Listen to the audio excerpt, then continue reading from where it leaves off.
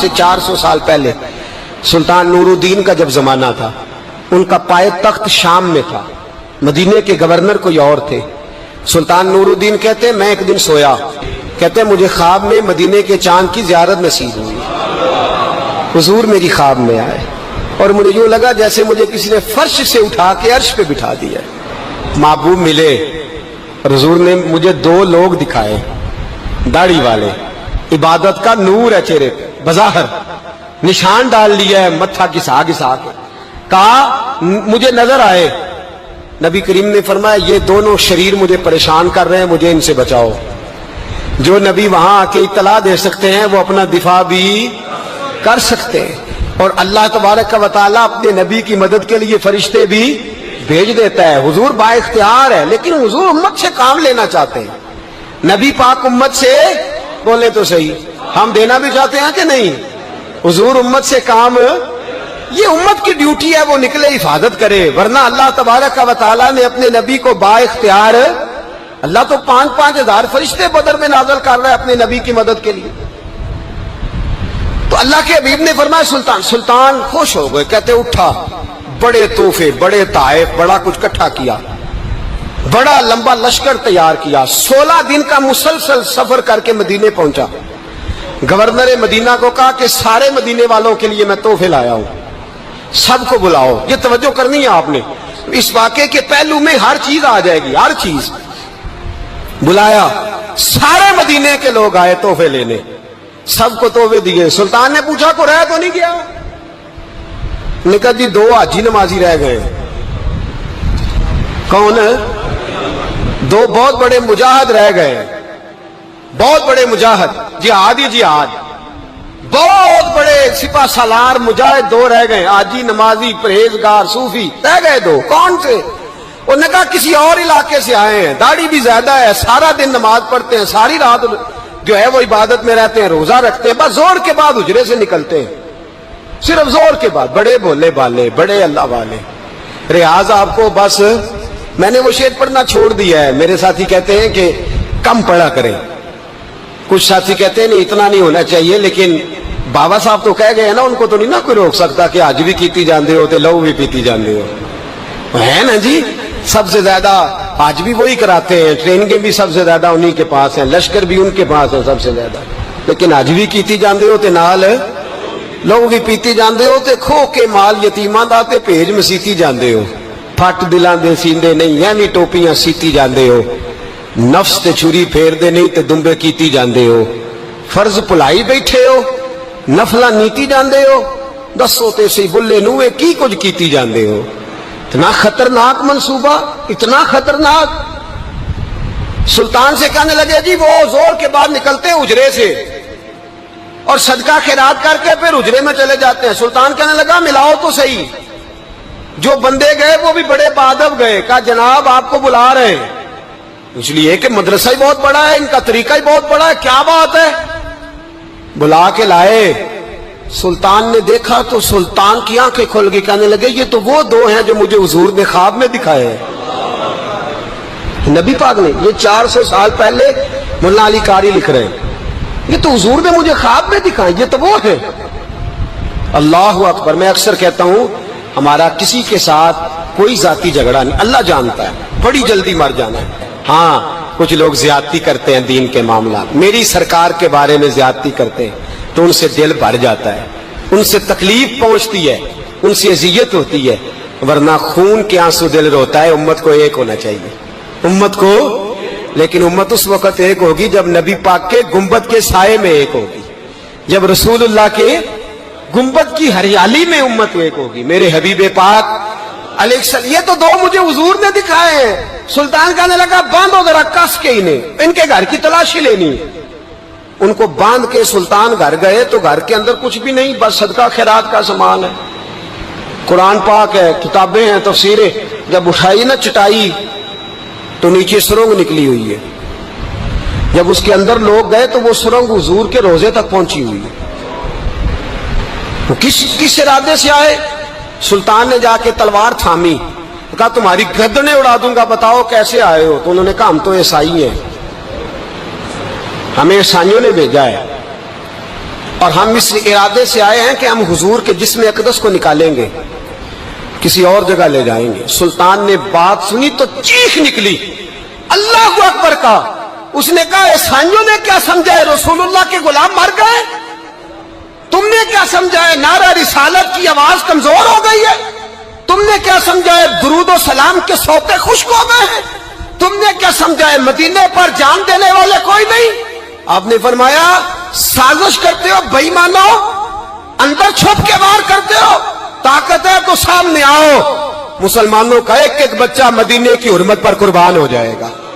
مدینہ منورہ کی حرمت پر مسلمان اپنی تجیہ بکھیر دیں گے، اولادیں قربان کر دیں گے، لیکن کسی کافر کو بھی رسول اللہ کی بے ادبی کی اجازت کبھی نہیں دیں گے۔ سلطان نے پکڑا، قتل کیا، پھر سلطان نے ان کو کاٹا، آگ میں جلایا اور فرمایا مسلمانوں، ہر حاجی نمازی دیکھ کر، ہر دعوت دینے والا دیکھ کر ادھر بفر نہ جایا کرو، پہلے دیکھ لیا کرو اس کے سینے میں مصطفیٰ کا پیار بھی ہے کہ نہیں، اس کی باتوں سے عشق رسول کی خوشبو بھی آتی ہے کہ نہیں، اس کا لب و لہجہ نبی پاک کی ادب والا بھی ہے کہ نہیں، اس کے انداز، اس کے اعتبار رسول اللہ کا پیار بھی بتلاتے ہیں کہ نہیں۔ میں بلبل خوش لہجہ گلزار نبی ہوں، میٹھی میری باتیں ہیں کیونکہ نمک خار نبی ہوں۔ دیکھو دیکھو یہ رسول اللہ صلی اللہ علیہ وسلم کا فرما بردار۔ ایک اور بھی سازش ہوئی رافضیوں نے کی، انہوں نے بھی 2 بندے ایک دفعہ بھیجے تھے، وہ بھی کھودنے لگے، کدھر آئے ہو؟ پکڑے گئے تو کہنے لگے حضرت ابو بکر حضرت عمر کا جسم نکالنے آئے تھے، معاذ اللہ تعالی۔ لیکن میرے رسول نے یہ حرکت بھی کرنے کی اجازت نہ دی۔ سلطان نور الدین کہتے ہیں یہ کام کر کے جب میں واپس لوٹا، جا کے سویا تو مجھے پھر حضور کی زیارت نصیب ہوئی، مجھے مدینے والے محبوب کا پھر دیدار نصیب ہوا۔ حضور خواب میں آئے، فرمایا حبیب نے بتایا کچھ نہیں، بولے کچھ نہیں، بس مجھے دیکھتے جاتے تھے اور مسکراتے جاتے تھے۔ سلطان نے چاروں جانب کھدوا کے نا خندق، اس میں سیسا ڈلوا دیا، دیواریں پکی کرا دی، کوئی کھودنا بھی چاہے تو پہنچ نہ سکے۔ کہتے ہیں حضور دیکھتے جاتے، مسکراتے جاتے، اور جب میرے نبی میری طرف دیکھ کے مسکراتے تو مجھے یوں لگتا اللہ نے میرے لیے جنت کے سارے دروازے کھول دیے۔ مجھے یوں لگا جیسے جنت کی حوریں مجھے سلامی دینے آئی، مجھے یوں لگا جیسے فرشتے جھونکائے ہیں اور مجھے کہتے ہیں کیا تیرا مقدر ہے، کیا تیرا نصیبہ ہے، کیا تیری بات ہے۔ ہم ہر خارجی، ہر ناسبی، ہر رافضی کی مذمت کرتے ہیں اور مسلمانوں کو بتاتے ہیں پیغام وہی ٹھیک ہے جو امام حسین کا پیغام ہے، اور پیغام وہی ٹھیک ہے جو حضرت عثمان غنی کا پیغام ہے، جو حضرت عمر فاروق، حضرت ابو بکر صدیق، مولا علی کا پیغام ہے، وہی پیغام امت کے حق میں بہتر ہے۔ نبی پاک کا مدینہ امن کی دھرتی ہے، کتنا مرضی کسی کا اختلاف اپنی جگہ، پر دل کی گہرائیوں سے دعا نکلتی ہے، اے اللہ اپنے نبی کو شہر کو ہمیشہ امن اور سکون کی ٹھنڈی ہوا نصیب فرما۔ مسلمان نہیں ہوتا۔ صلاح الدین ایوبی اپنے خیمے میں بیٹھے ہیں تو ایک بی بی آ گئی، اس قبیلے کا کوئی شخص مسلمان نہیں ہوتا۔ بی بی آئی، آگے کہنے لگی میرے 4 بیٹے جنگ میں کھو گئے، چھوٹے چھوٹے بچے جنگ میں کھو گئے، مل نہیں رہے، فوجیوں کو حکم دے مجھے میرے بچے تلاش کر کے دیں۔ صلاح الدین ایوبی نے جھٹ پٹ سر پہ امامہ باندھا، نیزہ پکڑا، سینے بند باندھا، اپنے جبے کو سمیٹا اور باہر کہنے لگی تو کدھر جا رہا ہے؟ کہنے لگا میں خود تیرے بچے تلاش کر کے دوں گا۔ صلاح الدین چند سپاہی ساتھ گلی گلی نکلے، گلی گلی فجر کے نکلے، اثر ہو گئی، تھک گئے، 2 نمازیں صحرا میں پڑھی، جنگل کے اندر پہنچے تو ایک کونے میں 4 بچے ایک جگہ ڈرے اور سہمے ہوئے بیٹھے ملے۔ صلاح الدین ایوبی اٹھا کے لائے، ماں کو کہنے لگے تیرے بچے ہیں۔ نکلا اس لیے تھا کہ میرے نبی نے فرمایا بچے جدا ہوں تو ماں کو درد بڑا ہوتا ہے، اور میرے رسول نے فرمایا تھا جب جنگ کرنے جاؤ تو کھیت برباد نہ کرنا، فصلیں تباہ نہ کرنا، بچوں کو ماں سے جدا نہ کرنا۔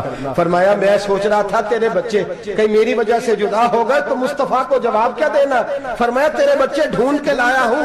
بچے ماں کے پاس آنے لگے تو ماں نے بڑے بیٹے کے منہ پہ تھپڑ مارا، کہتا ہے اماں کیا ہوا؟ کہنے لگے تو نے سنا نہیں کہ دشمن کے بچوں کی اتنی حفاظت کرتا ہے، میرے پاس نہ جا، اس کے قدموں میں بیٹھ جا، جس نبی کے غلام اتنے سچے ہیں وہ نبی کتنا سچا ہوگا۔ بنو قریظہ اور بنو نذیر 2 محلے تھے یہودیوں کے، یہودیوں نے بڑی عہد شکنی کی تو نبی پاک صلی اللہ علیہ وسلم نے ان کو بے دخل کر دیا، مدینے سے نکال دیا مدینہ منورہ سے۔ یہودی نکل گئے مدینہ طیبہ سے، تو جب وہ نکل کے جا رہے تھے تو ان کے مکان، ان کے باغ، ان کی جائیدادیں بچ گئیں۔ نبی پاک علیہ السلام نے انصار مدینہ کو پہلے بلایا۔ جاگ رہے ہیں نا آپ لوگ؟ پیسے آتے کسی کو برے لگتے ہیں؟ اب تو یہ بھی حلال حرام کی تمیز بھی اٹھتی جا رہی ہے۔ جائیداد، باغ، مال، علاقہ خالی ہوا ہے، وہ چلے گئے اور لوگ تو ڈھونڈتے پھرتے ہیں۔ اللہ خیر فرمائے، شاملہ جگہ ملتی نہیں اب شہروں میں، وہ کس کس نے نام کرا لی، کدھر گئی ہے کوئی خبر ہی نہیں، خالی جگہ پڑی ہے۔ میرے نبی پاک علیہ السلام نے پہلے انصار مدینہ کو بلایا۔ حضور نے فرمایا، انصاریوں، بہت بڑی جائیدادیں یہودیوں کی، بنو نذیر اور بنو قریظہ محلے خالی ہو گئے، میرا دل کرتا ہے وہ تمہیں دے دوں، اس لیے کہ تم نے اپنے مہاجر بھائیوں کے ساتھ بڑا تعاون کیا، جائیدادیں تم نے دے دی ہیں، مکانات دے دیے ہیں، بڑا کچھ تم نے دیا ہے، میرا دل کرتا ہے وہ تمہارے نام کر دوں۔ تو انصار مدینہ کیا کہنے لگے، یا رسول اللہ، دے تو ہم نے دیا ہے پر وہ بیچارے جھچکتے ہی رہتے ہیں، وہ جھچکتے ہی رہتے ہیں، کھول کے ہماری چیزیں استعمال نہیں کرتے۔ تو حضور ہم تو پہلے ہی انصار ہیں، ہمارے پاس بڑا کچھ ہے، آپ مہربانی فرمائیں وہ سارا کچھ مہاجروں کو دے دے مہاجرین کو، ہمیں نہیں چاہیے۔ اب چلے گئے بات کر کے، میرے حبیب پاک نے مہاجروں کو بلا لیا، فرمایا بنو نذیر اور بنو قریظہ قبیلے کی جائیدادیں آئی ہیں، تمہارے پاس بظاہر جو چیزیں ہیں بھی وہ بھی انصار مدینہ کی ہیں، تو میرا یہ خیال ہے کہ وہ سارا کچھ تمہیں دے دیا جائے۔ حضرت ابوبکر صدیق رضی اللہ تعالیٰ عنہ کہنے لگے، یا رسول اللہ صلی اللہ علیہ وسلم، ہمارے انصار بھائیوں نے ہمارے لیے دل تک کھول دیے ہیں حضور، انہوں نے ہر چیز بانٹ کے ہمارے سامنے رکھ دی ہے، ہم اتنے خرد غرض ہیں کہ سارا کچھ لپیٹ جائیں۔ کہ حضور ہمارے پاس جو مکان ہے وہ ہے، ہم کاروبار کر رہے ہیں، تجارتیں کر رہے ہیں، مزدوریاں کر رہے ہیں، ہم انشاءاللہ اور بنا دیں گے، آپ یہ ہماری طرف سے ہمارے انصار بھائیوں کو گفٹ کر دیں، آپ انہیں دے دیں۔ میرے حبیب کی آنکھوں میں آنسو آ گئے، میرے نبی پاک علیہ السلام رو پڑے، یا رسول اللہ آپ کیوں روتے ہیں؟ فرمایا تمہارا یہ بھائی چارہ قائم رہا تو اللہ اسلام کو بڑی قوتیں عطا فرمائے گا، اللہ طاقتیں دے گا اسلام کو، اگر تمہارا یہ رنگ قائم رہا، یہ انداز، میرے غلاموں تمہارے یہ طور طریقے، ایک بھائی کہتا ہے دوسرے کو، دوسرا کہتا ہے تیسرے کو۔ مسلمانوں کی نا ایک تعداد لڑتے لڑتے لڑتے لڑتے دور چلے گئی، تاتاریوں نے قید کر لیا، 4 مسلمان تھے، تبلیغ کرنے گئے، جنگ کرنے گئے، جہاد کرتے کرتے کافروں سے لڑتے لڑتے تاتاری قوم میں چلے گئے، وہاں قید کر لیے گئے تو سزائے موت کا حکم ہوا، 4 بزرگ تھے، سزائے موت کا حکم ہوا تو تاتاری بادشاہ جو تھا وہ بڑا خلاف تھا، بڑا سخت مخالف تھا مسلمانوں کے، اس نے کہا کہ ان کو جب پھانسی دینا تھا مسلمانوں کو تو میرے سامنے دینا۔ اب 4 عالم ہیں، 4 صوفی ہیں، سفید داڑیاں، سر پہ امامے، پھانسی کا وقت آیا تو جو پھانسی گھاٹ ہے وہ ایک ہے، چاروں کو کٹھے پھانسی نہیں ہو سکتی، ایک کو کہا کہ ایک ایک کر کے ان کو پھانسی دو۔ جب پھانسی کا وقت آیا نا تو جو سب سے پیچھے صوفی تھے وہ دوڑ کے آگے آئے، کہنے لگے بادشاہ پہلی باری میری لگا، پہلی۔ اب بادشاہ نے کہا ٹھیک ہے اسے لٹکا دو، وہ قریب آئے تو دوسرے دوڑ آئے، کہنے لگے نہیں نہیں پہلی باری میں نے زیادہ کافر قتل کیے ہیں، میرا بڑا جرم ہے، مجھے پہلے سزا دو۔ ان کو پھانسی دینے لگے تو تیسرے آ گئے، کہنے لگے نہیں یہ تو میرا قتل کرتا تھا، رستے میں بتایا کرتا تھا، ڈھونڈ کے میں بتلاتا تھا کہ یہاں زیادہ تعداد ہے، مجھے پہلے پھانسی دو۔ تیسرے کے ساتھ بات ہو رہی تھی تو چوتھا دوڑا آیا، کہنے لگا یہ رستے بتاتا تھا، یہ تبلیغ کرتا تھا، یہ سارا کچھ کرتا تھا، لیکن کہا یہ کہتے تھے چلو واپس چلتے ہیں، میں جانے نہیں دیتا تھا، میں کہتا تھا اور کافر مارنے اور علاقے فتح کرنے، میرا جرم بڑا ہے، مجھے پہلے پھانسی دو۔ بادشاہ کہنے لگا مجھے 35 سال ہو گئے حکومت کرتے، بڑی دنیا کو پھانسی دی ہے، لوگ تو ایک دوسرے کو دھکے دیتے ہیں کہ پہلے تو جا پہلے تو جا، اور تم کیسی قوم ہو کہ ایک دوسرے پہ قربان ہو رہے ہو؟ کہنے لگا تم ایک باپ کی اولاد ہو۔ جاگ رہے ہیں آپ لوگ؟ تاتاری بادشاہ، کافر بادشاہ، اسلام کی مخالفت کر دیں، ایک باپ کی اولاد ہو کا نہیں، ایک قبیلے کے رہنے والے ہو کا نہیں، ایک ملک کے رہنے والے ہو نہیں۔ اس نے کہا رشتہ کیا ہے تمہارا، رشتہ کیا ہے؟ تو بول کے کہنے لگے خدا ایک ہے، نبی ایک ہے، خدا ایک ہے اور نبی منفعت ایک ہے اس قوم کی، نقصان بھی ایک ہی سب کا نبی، اللہ بھی، قرآن بھی ایک۔ کیا ہی اچھا تھا ہوتے اگر مسلمان بھی ایک، یوں تو سید بھی ہو، مرزا بھی ہو، افغان بھی ہو، تم سبھی کچھ ہو، بتاؤ کہ مسلمان بھی ہو۔ فرمایا ہمارا اللہ ایک ہے، نبی ایک ہے، تو کافر ایک دوسرے پہ جان کیوں دیتے ہو؟ فرمایا ہمارے نبی نے ہمیں بھائی بھائی بنا دیا ہے، بھائی کا دل نہیں کرتا اس کی آنکھوں کے سامنے بھائی چلا جائے، ہمارا دل نہیں کرتا پہلے مجھے دے، پہلے مجھے دے۔ بادشاہ کہنے لگا تمہارا جذبہ مجھے متاثر کر گیا، جاؤ میں تم چاروں کو آزاد کرتا ہوں، تمہیں آزاد کرتا ہوں۔ میرے دوستو یہ رنگ تھا، دیکھیں نا، یہ اس دھرتی نے نظام دیکھا ہے نا، اس فلک میں پہلی بار دیکھا، اس زمین نے پہلی بار، اور میرے حضرت صاحب فرمایا کرتے تھے زمین تڑپ کے روئی، اس نے پہلی دفعہ دیکھا۔ احد کا میدان ہے، 3 صحابہ تپتی ہوئی زمین پہ زخموں سے چور چور پڑے ہیں۔ حضرت انس بن نضر رضی اللہ تعالیٰ عنہ پانی کا پیالہ لے کے پہنچے، ایک زخمی سے کہا تجھے پانی پلانا ہے، تو کہنے لگا میرے زخم تھوڑے ہیں، وہ جو ساتھ پڑا اس کے زخم گہرے ہیں، پہلے اسے پانی پلا دے، جا اسے دے دے۔ اس کے پاس پہنچے تو وہ کہنے لگا وہ مجھ سے پہلے گرا تھا، اس کا زخم زیادہ گہرا ہے، اسے پانی پلا۔ تیسرے کے پاس گئے تو کہنے لگا چوتھا تڑپ زیادہ رہا ہے، اس کی عمر زیادہ ہے، میں تو جوان ہوں برداشت کر لوں، بڑھاپے کی وجہ سے نڈھال ہو گیا، پہلے اسے پانی پلا۔ چوتھا کہنے لگا 5ویں کے پاس جا، 5واں کہنے لگا 6 کے پاس جا۔ حضرت انس بن نضر کہتے میں رو پڑا، میں نے کہا محمد کے غلاموں، رسول نے تمہیں کیسا جذبہ دے دیا ہے، زبانیں پیاس سے باہر ہے لیکن تمہاری اخوت مرتے دم تک قائم ہے۔ کہتے میں 7ویں کے پاس گیا تو کہنے لگا اگر 6 قربانی دے سکتے ہیں تو مجھے خود غرض نہ سمجھ، میں نے نہیں پانی پینا، جا پہلے کے پاس لے جا۔ کہتے میں پہلے کے پاس آیا تو روح پرواز کر گئی، دوسرے کے پاس آیا تو روح پرواز کر گئی، میں 7ویں تک آیا تو انتقال کر گئے۔ کہتے ہیں پانی کا پیالہ میں نے اٹھایا اور میں نے زمین پہ رکھا تو میں نے کہا پانی گوا رہنا، محمد کے غلام مر تو جاتے ہیں پر ایک دوسرے کا خیال بڑا رکھا کرتے ہیں، گوا رہنا یہ مر جایا کرتے لیکن ایک دوسرے کا درد۔ میرے دوستو لٹا ہوا برما، روتے ہوئے مسلمان، سسکیاں اور آہیں لیتی ہوئی مائیں پوچھتی ہیں اے خاصا اے خاصان رسول وقت دعا ہے، امت پہ تیری آ کے عجب وقت پڑا ہے، وہ دین جو بڑی شان سے نکلا تھا وطن سے، پردیس میں وہ دین آج غریب الغربا ہے، فریاد ہے اے کشتی امت کے نگہباں، بیڑا یہ تباہی کے قریب آن لگا ہے۔ اور کیا خوبصورت جملے کہے تھے کہ نبی پاک صلی اللہ علیہ وسلم نے، حضور نے فرمایا تھا میرا مومن ایک جان کی طرح ہوتا ہے، ایک جان کی طرح ہوتا ہے، ایک کو تکلیف ہو جسم کے ایک حصے کو سارا حصہ پریشان ہوتا ہے، فرمایا یہ ایک مکان کی طرح ہے، ایک اینٹ دوسری اینٹ کو مضبوط کرتی ہے، فرمایا یہ مضبوط لوگ ہیں، یہ مضبوط لوگ۔ حضرت عمر فاروق کا زمانہ ہے، ایک آدمی نے سیری بھیج دی ایک گھر میں بطور تحفہ، قحط کا زمانہ تھا، گوشت ملتا نہیں تھا، جانور، ایک آدمی نے سیری بھیج دی ایک آدمی کے گھر میں۔ اس نے کیا کیا؟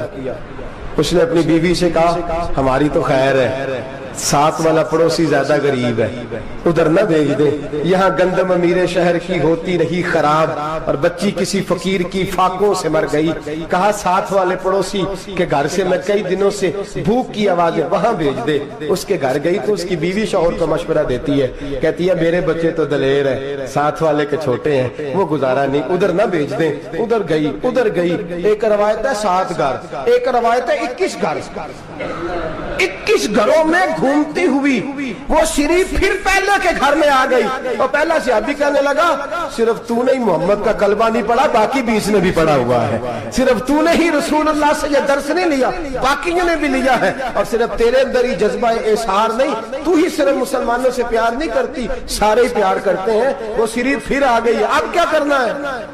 اب کیا کرنا ہے؟ تو امام نبوی نے لکھا ہے، وہ کہنے لگی کرنا کیا ہے، پکاؤں گی میں اور کھائیں گے 21 گھر، پھر بھی اکیلے نہیں کھائیں گے، پکاؤں گی میں اور کھائیں گے 21 گھروں کے مطابق شوربہ پکا، اور پھر برتن میں ڈال کے وہ بی بی ایک کے گھر کا دروازہ کھٹکھٹاتی ہے، کہتی ہے مصطفیٰ کے غلاموں نکلو باہر اور کھاؤ، اس لیے کہ جس نبی نے مجھے پیار کا حکم دیا اسی نے تمہیں بھی پیار کرنا سکھایا ہے، یہ رنگ چشم فلک نے سکھایا ہے۔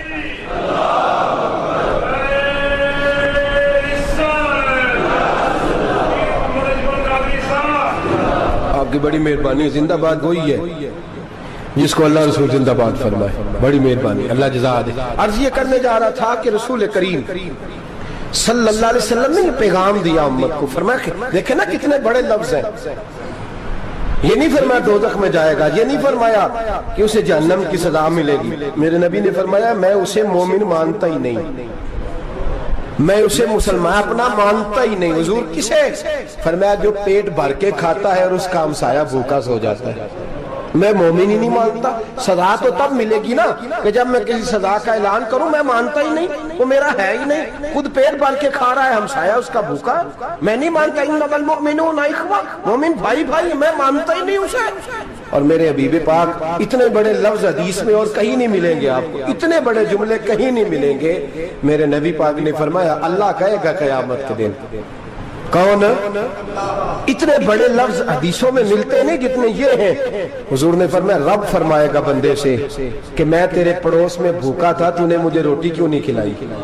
کون کہہ رہا ہے؟ اللہ کہہ, میں بھوکا تھا تو نے روٹی نہیں دی, میں ننگا تھا تو نے کپڑا نہیں دیا, میں پیاسا تھا تو نے پانی نہیں پلایا, میں بیمار تھا تو تیمارداری. یا اللہ نہ تو کھاتا ہے, نہ پیتا ہے, نہ کپڑا پہنتا ہے, نہ تو بیمار ہوتا ہے. لا تاخذہ سنۃ ولا نوم, تجھے بیماری آتی نہیں, اونگ نیند نہیں آتی. میرے مالک تو میرے پڑوس میں تھا. تو حضور فرماتے ہیں رب فرمائے گا وہ جو بندہ تیرے پڑوس میں بھوکا تھا تو بندہ تو میرا ہی تھا نا, وہ جو بندہ تیرے پڑوس میں ننگا تھا تو بندہ تو میرا ہی تھا نا, وہ جو تیرے پڑوس میں پیاسا تڑپتا رہا تو وہ میرا ہی بندہ تھا. تو دوائی لینے جائے تو بڑے اسپتال میں اور اس بیچارے کو 20 روپے پرچی کے بھی میسر نہ آئے تو میرا ہی بندہ تھا. میرے دوست خیال کر اور یاد رکھ, یہ جو ہمسائے ممالک میں ظلم ہوتے ہیں, زیادتیاں ہوتی ہیں. ہمارے گھر کا پنکھا اچھا چلتا ہے, ہم جلوس اس وقت نکالتے ہیں جب ہماری لائٹ بند ہوتی ہے. ہم جلوس اس وقت نکالتے ہیں جب ہمارا ایسا جو ہمیں تنگ کرتا ہے. ہم اس وقت درد محسوس کرتے ہیں جب ہمارے گھر تک آگ آ جاتی ہے. یہ جو باہر آگ جل رہی ہے یہ تیرے گھر بھی آ سکتی ہے, یہ جو باہر فساد ہو رہا ہے یہ تیرے دروازے تک آ سکتا ہے. میرے رسول پاک نے ایک جان, مسلمان کو ایک جان قرار دیا. مجھے بتائیے انگلی کو کٹ لگ جائے, مسلمان ایک جان ہے نا, انگلی کو لگ جائے کٹ, دماغ کہتا ہے میں نے نہیں سوچنا اس کے بارے میں نے اس کے درد کو محسوس ہی نہیں کرنا. انگلی کی درد ہے, انگلی جانے, اس کا کام جانے. ایسے ہی ہوتا ہے نا. بولے پیروں سے کہتے ہیں, انگلی کہتی ہے چل ڈاکٹر کے پاس, پیر کہتے ہیں نہیں میں نے نہیں جانا, انگلی کا کام ہے انگلی جائے. ایسے ہی ہے نا. دل سے کہتے ہیں تو تڑپ تھوڑا سا, انگلی کو درد ہے, کہتے میں کیوں تڑپوں, انگلی کا معاملہ, انگلی جانے, اس کا کام جانے. ٹیلی فون کرنا ہے, ڈاکٹر صاحب کا پتہ کرنا ہے, تو کان کہتے ہیں میں نے نہیں بات سننی ڈاکٹر صاحب کی, زبان کہتے ہیں میں نے نہیں بولنا, انگلی جانے. ایسا ہوتا ہے. پیر احتجاج کرتے کہ میں نے ڈاکٹر کے پاس, میں کیوں چکر کھاتا پھروں ڈاکٹر کی دکان کی, انگلی کو درد ہے انگلی جانے. ایسا ہوتا ہے بھئی. میرے رسول پاک نے فرمایا مسلمان ایک جان ہے. تو درد برما کے مسلمانوں کو ہو رہا ہے تو پاکستانی کہہ رہے ہیں کوئی بات نہیں, وہ جانے, ان کا کام جانے. ایک جان ہے نا, درد ہونا چاہیے, تکلیف ہونا چاہیے. پھٹے پہ باتیں ہوتی ہیں اس موضوع پہ, اسمبلی پہ گفتگو ہوئی ہے اس موضوع پہ, آپ کی صوبائی اسمبلیاں اس موضوع پہ بولی ہیں, آپ کے کونسل اس موضوع پہ بولے. ہم تو اپنی اپنی سیاستیں, اپنے اپنے تماشے, اپنے اپنے چکروں میں لگے ہوئے. وہ دریا کے اندر سسکتے مسلمان, بنگالی کہتے ہیں ہمارے نہیں, برمی کہتے ہیں ہمارے نہیں, پاکستانی کہتے ہیں ہمارے نہیں, ترکی کہتے ہیں. وہ کس کے ہیں؟ وہ کس کے ہیں؟ وہ اللہ کے بندے ہیں, محمد عربی کے غلام ہیں صلی اللہ علیہ وسلم. لیکن میرے دوستو کیا ہمیں کیا غرض ہے, وہ جانے ان کا کام جانے. یہ جب تیرے پیروں تک آگ آئے گی پھر تجھے پتا چلے گا یہ بڑی سخت آگ ہے. آج جس کافر نے برما پر عرصہ دراز تنگ کیا ہے, مسلمان تھوڑے تھوڑے مفاد لینے کی خاطر نا, بنو عباس اور بنو امیہ کی جنگ چل رہی تھی. بنو عباس جو تھے وہ غالب آ گئے, بنو امیہ جو تھے ان کی حکومت ختم ہو گئی. تو عیسائیوں نے بنو امیہ سے کہا کہ ہم تمہارے ساتھ تعاون کرتے ہیں, ہم تمہارے ساتھ تعاون کرتے ہیں اور بنو عباس پہ غلبہ پا کے تمہیں حکومت دلاتے ہیں. بنو امیہ بڑی جدوجہد کر رہے تھے بادشاہی کے لیے, لیکن انہوں نے کہا کہ ہم لڑ رہے ہیں, کوشش کر رہے ہیں, لیکن ہمیں کسی کافر کی مدد کی ضرورت نہیں, ہم جتنا مرضی لڑیں لیکن کافروں کے ہاتھوں بنو عباس کو مروانے کو ہم تیار نہیں ہیں. ہمیں خبردار, تمہارا آپس کا معاملہ ہے, ہم خود نمٹ لیں گے, تمہیں اجازت نہیں دیتے تم اندر کودو اور کود کر کے تم فسادات پیدا کرو اور مسلمانوں کے اندر تقسیم کرو. میرے دوستو, مسلمان کو سوچنا چاہیے, سوچ بڑی رکھنی چاہیے. گھر کی جنگ سے نکل آ, اب بہو ساس کے جھگڑے سے باہر آ جا, اب محلے کی سیاست چھوڑ کے باہر کا سوچ. اب اسلام کو تیری حاجت ہے. اب پوری دنیا جب مسلمان کو دیکھے نا, فیس بک یوز ہوتی ہے, اس پہ نوجوان جب اسلام کی بات کرنے لگے گا, اس پر جب بڑا اسلام کی بات کرنے لگے گا, پوری دنیا میں پیغام جائے گا کہ مسلمان اب جاگنے لگا ہے, مسلم خوابیدہ بیدار ہونے لگا ہے, اب اس کی آنکھیں کھلنے لگی ہیں, اب یہ اپنے مذہب کی بات کرتا ہے, اب یہ اپنے ملک سے, صوبے سے, برادری سے نکل کر بولتا ہے, اب یہ کہتا ہے کہ بازو تیرا توحید کی قوت سے قوی ہے, اسلام تیرا دیس ہے, تو مصطفی ہے. اب یہ بڑی سوچ رکھتا ہے, اب یہ عالمی بات کرتا ہے. میرے دوستو, ہمارا تو حال یہ ہے, امام اعظم ابو حنیفہ کا فتویٰ ہے, آپ فرماتے ہیں جو مولوی عالمی حالات سے باخبر نہ ہو وہ جمعے کی تقریر نہ کرے, وہ مسلمانوں کی رہنمائی نہیں کر سکتا. عالمی حالات سے جو خبردار نہ ہو, تو جس کو چھٹی ہو جائے, تو نے ختم نہیں پڑھا, دوڑ جا مسجد سے, تو ختم نہیں پڑھتا, ہمارے تجھے پتہ ہی نہیں دکان رہتا ہے, بھاگ جا. وہ عالمی حالات پہ بات کرے گا, کیونکہ بیچارے کو تو پتہ ہے میری سویرے چھٹی ہو جانی. سیاست کا لفظ چھیڑا نہیں تو میں گیا نہیں. یاد رکھے, وہ جو بیداری ہے, وہ جو اعلیٰ ظرفی ہے, وہ جو بڑی سوچ ہے, وہ جو ملت کی سوچ ہے, وہ جو قومیت کی سوچ ہے, وہ جو آگے بڑھنے کا زاویہ ہے, وہ تو اندر. اقبال کہتا ہے گلا تو گھونٹ دیا اہل مدرسہ نے تیرا, گلا تو گھونٹ دیا اہل مدرسہ نے تیرا, تجھے تو مدرسے والوں نے پلیٹ پکڑا دیا ہے کہ جا سویرے لنگر کٹھا کر کے لا اور دوپہر کو روٹیاں مانگ کے لا, اور دیکھ آج مرا کون ہے, ختم کس کا پڑھنا ہے. تو گلا تو گھونٹ دیا اہل مدرسہ نے تیرا, اب کہاں سے آئے گی صدا لا الہ الا اللہ. تو گھونٹ دیا تیرا گلا, تو کیسے بڑی بات کرے گا؟ بڑی بات کے لیے بڑی سوچ چاہیے, بڑی تگودو چاہیے, بڑی کوشش چاہیے, بڑا حوصلہ چاہیے. مسلمان چھوٹی چھوٹی لڑائی میں, چھوٹی چھوٹی جنگ میں, ایک دکاندار دوسرے دکاندار سے لڑ رہا ہے, گلی والا دوسری گلی والی سے لڑ رہا ہے, محلے والا محلوں پہ اعتراض. ایک شہر میں رہنے والے میں نے دوسرے محلے پہ اعتراض کرتے دیکھے. یقین کریں, ایک شہر میں رہنے والے, علاقے میں بسنے والے کہتے ہو بھائی توبہ ہے, اس محلے تو اللہ ہی بچائے. لا حول ولا قوت. وہ جو تقسیم در تقسیم کی سوچ ہے, اس نے چھوٹے چھوٹے ٹکڑوں میں مسلمانوں کو بانٹ دیا ہے. چھوٹی چھوٹی تقسیم ہے, چھوٹا چھوٹا ہمارا مزاج ہے, چھوٹی سوچ ہے. بڑی سوچ کی بات سنیے. صلاح الدین ایوبی, جاگ رہے ہیں نا آپ لوگ, تو آخنا حضرت صاحب ایڈی وڈی گل چھیڑ چھڑی ہے, یہ مطلب ہی کون نہیں, کنے برما جانا ہے تو کنے مدد کرنی ہے. میں تو بھائی فریضہ سر انجام دے رہا ہوں. میرے نبی نے فرمایا برائی کو یا ہاتھ سے بدل, ہاتھ سے نہیں بدل سکتا تو زبان سے تو بولنا. تو میں معذور ہوں, کمزور آدمی ہوں, ہاتھ سے بدلنے کی طاقت نہیں رکھتا, تو دوسرے درجے پہ تو مجھے عمل کرنے دو نا. اثر کرے نہ کرے سن تو لے میری فریاد, نہیں ہے داد کا طالب یہ بندہ آزاد. رونے تو دو, تڑپنے تو دو, آہیں تو بہانے دو, سسکیاں تو لینے دو, مار کھائیے تو تڑپنے تو دو. وہ قرآن پاک, برما میں پابندی لگی ہے تو میں یہاں سوچنے لگا ہوں کہ وہاں تو پابندی لگی ہے, یہاں پہلے لوگ کوئی نہیں پڑھتی. معاذ اللہ تعالیٰ حالات دن پہ دن مسلمانوں کے لیے ایک ایک کر کے. افغانستان میں جو آگ لگی تھی, پھر وہ عراق میں بھی لگی, پھر وہ لیبیا میں بھی لگی, پھر وہ مصر میں بھی لگی, پھر وہ یمن میں بھی لگی, سعودی عرب میں دھماکے ہوئے. میرا دل تڑپا ہے, مجھے پریشانی ہوئی. میں بچے 5 تھے, میں بڑا ڈسٹرب ہوا. میں نے کہا یار یہ ہمارا سب کا اجماعی عقیدت کا مرکز ہے. ہم کم از کم 1000 اختلاف کے باوجود کہا کرتے تھے کہ عرب میں امن ہے یار, وہاں سکون ہے, وہاں دکانیں کھلی چھوڑ کے لوگ چلے جاتے ہیں. وہاں بھی فساد ہونے لگا, وہاں بھی آگ بڑھ گئی ہے. لیکن ہم صرف چھوٹی چھوٹی کر کے جب آگ بجھانے کی کوشش کریں گے, اس وقت آگ نہیں بجھے گی. جب ہر آدمی اپنے پیالے میں پانی لے کے آئے گا, ہر شخص اپنے گھر کی نل چلائے گا, ہر شخص نلکا چلائے گا اور پانی نکال کے یہ آگ بجھائے گا, تب یہ آگ بجھے گی. ہر آدمی کو کردار, سوچ بڑی کریں, نظریہ بڑا کریں, ملت کی بات کریں, مسلمان ہو کے سوچیں, مسلمان ہو کے سوچیں. خدا را نکلیں یہ گھر کے جھگڑوں سے, تھوڑی دیر کے لیے اپنے آپ کو بڑا کریں, بڑی سوچ آپ بنائیں. جب دوستیاں لگائیں, یرانے لگائیں, پھر چھوٹے موٹے حساب سے بچیں. بابا بلے شاہ صاحب فرماتے کورے ورک کتاب نہیں ہوندے, ਕੋਰੇ ਵਰਕ ਕਿਤਾਬ ਨਹੀਂ ਹੁੰਦੇ, ਪੱਥਰ ਦਿਲ ਗੁਲਾਬ ਨਹੀਂ ਹੁੰਦੇ, ਉਹ ਬੁੱਲਿਆ ਯਾਰੀ ਸੋਚ ਕੇ ਲਾਈ ਯਾਰਾਂ ਨਾਲ ਹਿਸਾਬ ਨਹੀਂ ਹੁੰਦੇ। پھر ذرا نکلے اس حساب کتاب سے باہر، بلیا یاری سوچ کے لائیں یارہ نال صاحب نہیں ہوندے، پھر ذرا بڑا ذہن کرے، چھوڑے اپنے حساب یبصرون علی انفسہم وَلَنَبْلُوَنَّکُمْ بِشَیْءٍ مِّنَ الْخَوْفِ وَالْجُوعِ وَنَقْصٍ مِّنَ الْأَمْوَالِ وَالْأَنفُسِ وَالثَّمَرَاتِ، پھر حساب کتاب سے نکلے، پھر امام علی مقام کی طرح یہ سوچ بنائے کہ حسین کے بچے چلے جائیں تو کوئی حرج نہیں، امت پر آنچ نہیں آنی چاہیے۔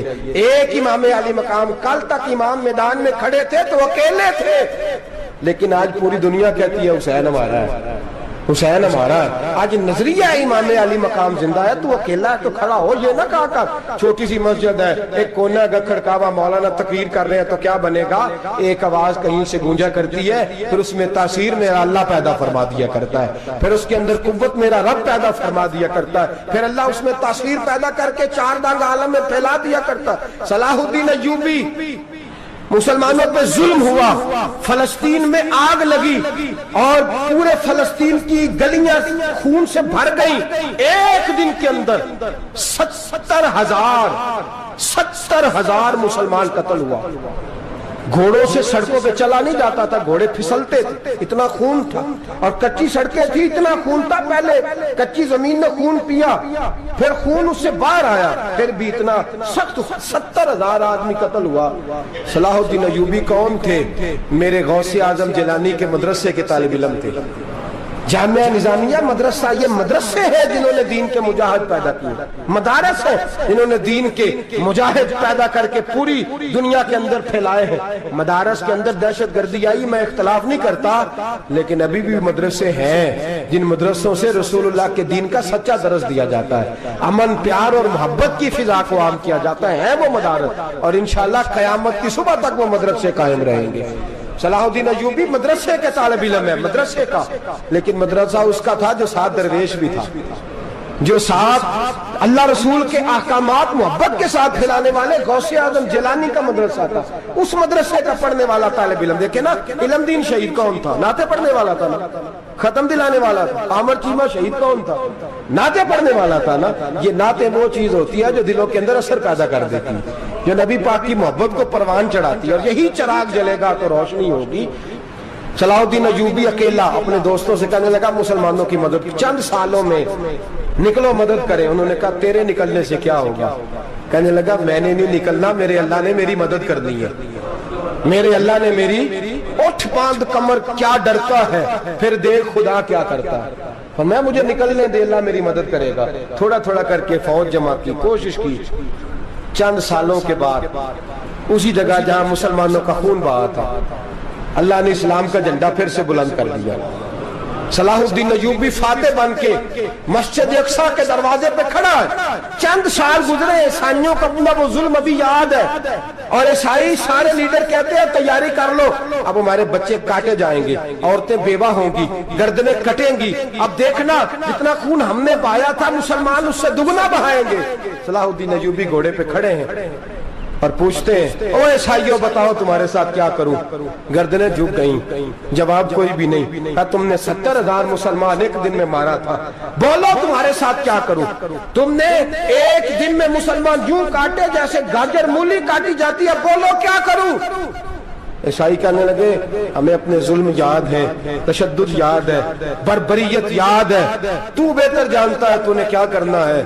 صلاح الدین ایوبی گھوڑے پہ فاتح کھڑا ہے، آنکھوں میں آنسو آئے، تڑپ کے رویا، کہنے لگا میں تمہارے ساتھ وہی سلوک کروں گا جو میرے مصطفیٰ نے قریش مکہ کے ساتھ فرمایا تھا، لا تصریب علیک، جاؤ تم پر کوئی زیادتی، جاؤ تم آزاد ہو۔ اس نے کہا تو کر کیا رہا ہے؟ کہنے لگا میں کیا کروں، میں اس محمد کا ماننے والا ہوں جس نے معاف کرنا سکھایا ہے صلی اللہ علیہ وسلم، میرے پیروں میں زنجیر ہے رسول اللہ کی غلامی کی، جاؤ تم آزاد ہو۔ اس نے کہا تم آزاد ہو، لوگوں نے کلمہ پڑھنا شروع کر دیا، اشہد ان لا الہ الا اللہ واشہد ان محمدن عبدہ۔ سارے قبیلے کے کچھ نہ کچھ لوگ مسلمان، ایک قبیلہ رہ گیا مسلمان نہیں ہوتا۔ صلاح الدین ایوبی اپنے خیمے میں بیٹھے ہیں تو ایک بی بی آ گئی، اس قبیلے کا کوئی شخص مسلمان نہیں ہوتا، بی بی آئی آگے کہنے لگی मेरे 4 बेटे जंग में खो गए, छोटे छोटे बच्चे जंग में खो गए, मिल नहीं रहे। फौजियों को हुक्म दे मुझे मेरे बच्चे तलाश करके दें। सलाहुद्दीन अय्यूबी ने झटपट सर पे इमामा बांधा, नेजा पकड़ा, सीने बंद बांधा, अपने जुब्बे को समेटा और बाहर कहने लगी तू किधर जा रहा है? कहने लगा मैं खुद तेरे बच्चे तलाश करके दूंगा। सलाहुद्दीन चंद सिपाही साथ में गली गली निकले, गली गली फजर के निकले, असर हो गई, थक गए, 2 नमाजें सहरा में पड़ी। जंगल के अंदर पहुंचे तो एक कोने में 4 बच्चे एक जगह डरे और सहमे हुए बैठे मिले। सलाहुद्दीन अय्यूबी उठा के लाए, माँ को कहने लगे तेरे बच्चे हैं। निकला इसलिए था कि मेरे नबी ने फरमाया बच्चे जुदा हो तो माँ को दर्द बड़ा होता है, और मेरे रसूल ने फरमाया था जब जंग करने जाओ तो खेत बर्बाद न करना, फसलें तबाह न करना, बच्चों को मां से जुदा न करना। फरमाया मैं सोच रहा था तेरे बच्चे कहीं मेरी वजह से जुदा हो गए तो मुस्तफा को जवाब क्या देना। फरमाया तेरे बच्चे ढूंढ के लाया हूं। बच्चे मां के पास आने लगे तो मां ने बड़े बेटे के मुंह पे थप्पड़ मारा। कहता अम्मा क्या हुआ? कहने लगे तूने सुना नहीं कि दुश्मन के बच्चों की इतनी हिफाजत करता है, मेरे पास ना जा, उसके कदमों में बैठ जा। जिस नबी के गुलाम इतने सच्चे हैं वो नबी कितना सच्चा होगा, जिस नबी के नौकर इतने खरे हैं वो नबी कितना खरा होगा। जा जाके कलमा पढ़ ले। मेरे दोस्त ये इस्लाम है जिसने गैरों का दर्द भी अपने सीने में रखा। इकबाल कहता है सारे जमाने का दर्द हमारे ही सीने में है। बर्मा का मुसलमान हो या इराक, लीबिया, अफगानिस्तान, कश्मीर का मुसलमान हो, मेरे दोस्त वो गैर नहीं है, वो तेरा अपना है। उसका रंग ना देख, उसकी बोली ना देख, उसका कबीला और इलाका ना देख, देख के वो तेरे रसूल का कलमा पढ़ता है, वो देख के वो काबे की तरफ मुंह करके नमाज पढ़ता है, देख के तेरा और उसका निशाब जिंदगी कुरान एक है। मेरे दोस्त कुछ नहीं कर सकता तो दुआ तो कर दिया कर, कुछ नहीं कर सकता तो इल्तिजा तो कर दिया कर। अल्लाह के हुजूर ये तो कहा कर कि अल्लाह मुसलमान जहां भी हैं तो उनकी मदद फरमा।